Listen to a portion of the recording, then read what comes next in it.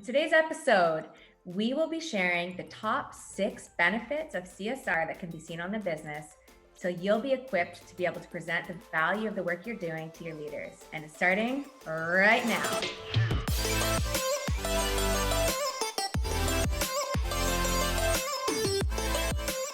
Hi everyone, I'm Carl. Welcome to the Social Impact Show, where CSR professionals get the latest strategies and tactics to develop their goodness in CSR programs. Now remember, if this is your first time on this channel and you want to get the latest strategies from the experts, hit the subscription button below, hit the little notification bell so you are up to date. Now today I'm joined by Nicole Campbell, CSR expert, and we're going to talk about what are the top 6 benefits of having a corporate social responsibility program. I can't speak today. So Nicole, can you lead us off? What are these top 6? Yes, it'd be my pleasure. And this is something that a lot of social impact practitioners ask, because we're often trying to build that case for getting more budget, resources, and even just trying to get those executives and employees behind these programs. So the benefits we'll be talking about today are just within the corporation, not extending to the impact seen on communities. So the first is attracting talent. By 2020, did you know that 50% of the workforce is actually going to be made up of millennials, and following with Gen Z next year to be around 75% of the workforce? And the reason why this is important is because 82% of millennials consider CSR efforts when deciding where to work. And 70% are actually willing to take a 30% pay cut to work for a company with strong social values. And that's according to Cone Communications. So it's really important in the talent wars that exist right now to have these strong CSR programs that are going to attract the right talent and make sure that you're getting the best candidates for the job. In addition to that, 67% of employees said that they actually expect their prospective employers to join them in taking action on societal issues, and that's Edelman. So I can't imagine all industries are thinking about 75 or 75% of millennials that expect their employee to, to have, some sort of social cause. It's just hard to believe that all industries have that. Yeah, it's really interesting. It's just the generation is very socially conscious, and it's absolutely accurate. The Cone Communication study that I referenced is based for US workers, I should add. There are variances, I'm sure, around the world, but in general, yeah, all industries. Number 2, retaining talent. So according to a Benevity study that we conducted recently, did you know that for the companies that have programs where their people are actively engaged in the giving and volunteering component of their CSR program, saw a 57% reduction in turnover for those employees. In addition to that, according to a Cone Communication study, 74% of Americans say that their job's actually more fulfilling when they're provided with opportunities to make a positive social impact on social and environmental issues. So, when you're thinking about how you can help retain talent and thinking about how you can solve for your business in a meaningful way, these programs absolutely hit the mark there. And then in addition to that, I think these are somewhat related to retaining talent.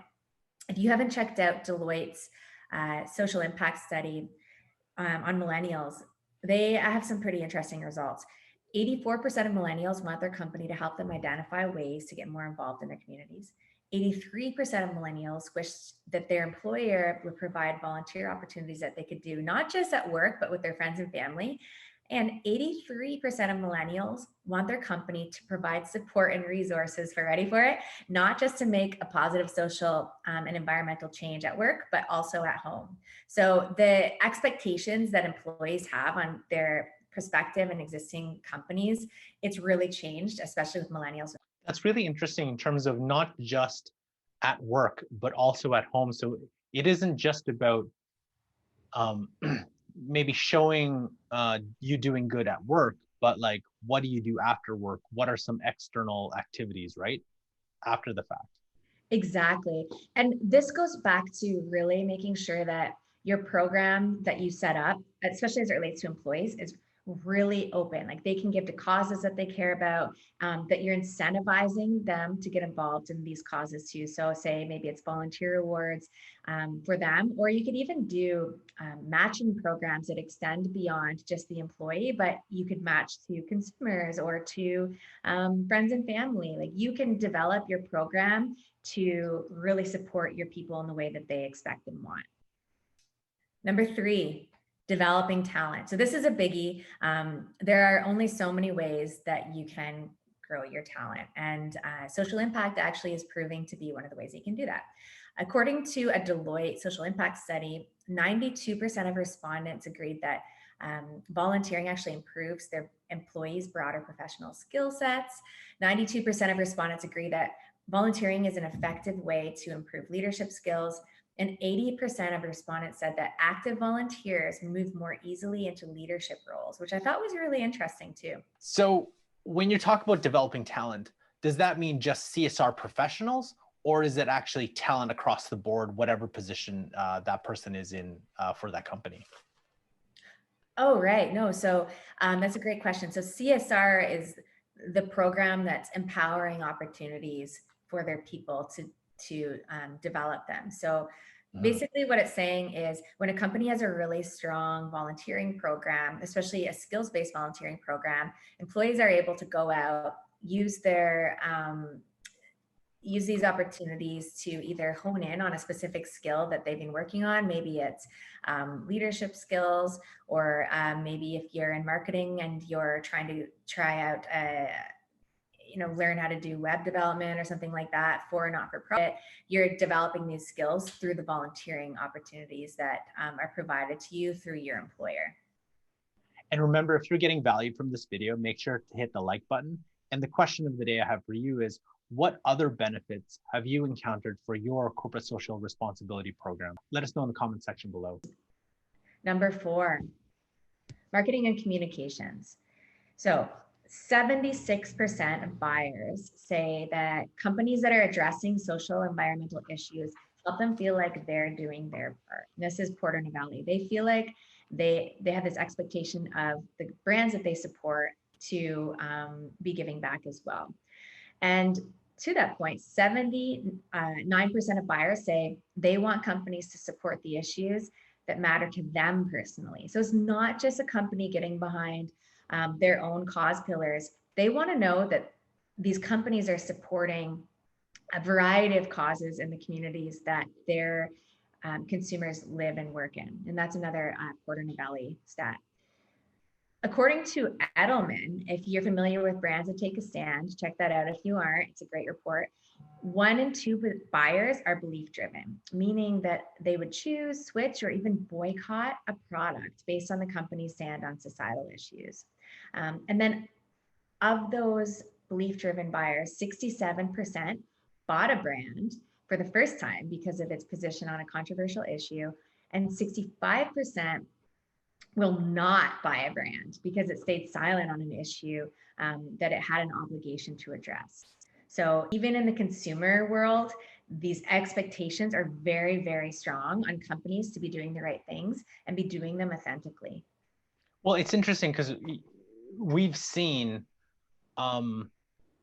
people say, hey, we shouldn't be buying from this brand because they're not responding to this, or they've stayed silent, or they're perpetuating some sort of activity, right? And it's an interesting way because I remember when I grew up, yeah, you kind of went like that, but brands were brands, and there was no major expectation for them to take an action. But now it isn't just about selling the product or the service. It's really about taking the action and backing up those values and mission statements that they have. Yeah, and it's actually creating a really exciting movement, a lot of amongst a lot of the big brands out there that are standing behind causes or not-for-profits that could have been considered controversial in the past. Like, so for instance, even CVS, they stopped selling cigarettes in their stores because they saw themselves as a health organization, and that created some really amazing positive press around the work that they were doing. And if you think about what we just shared earlier on millennials and their expectations on employers to be doing these good things, they're the same consumers. So it makes sense that they are not going to support brands that are not doing their part. Number 5. So companies that fetch 6% higher market value and 20% more revenue, outperforming companies that don't invest in social purpose. And that's according to Project ROI. So we're getting into the dollars and cents here, which I think is going to be helpful when you're trying to pitch the benefits of these things within your organization. Number 6. 7 to 11% of a company's value comes from the firm's CSR brand and or reputation. And that comes from a Gallup study in 2013. And last but not least, number 7, and this is a big one. According to Bank of America Merrill Lynch, intangible assets now account for 68% of the book value of the S&P 500. So this is up from 35% in 1999. And what that means basically is that the reputational damage from a governance scandal or an environmental catastrophe is more likely to do long-lasting damage to a company's market value than it might have even 2 decades ago. So it's a pretty big deal. Because people remember those kind of things, right? Whether I don't know. I think it's easy to pick on oil, right? It's like if your shipping container carrying oil,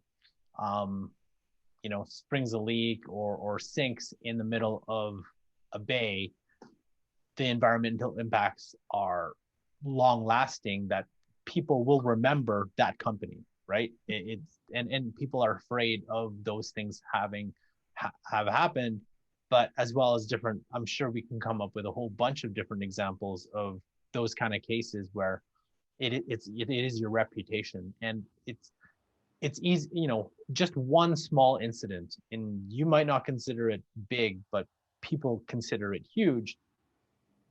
That takes years, if not decades, to really repair. No, I feel like, especially if you're newer in this space, definitely check out the Deloitte studies, the millennial studies, social impact study. Gallup has a wealth of information on the work that we do. And Project ROI has some really compelling stats. So you can download any of those reports online and you'll have all of the information you need right in front of you. And we'll leave links to those in the description below.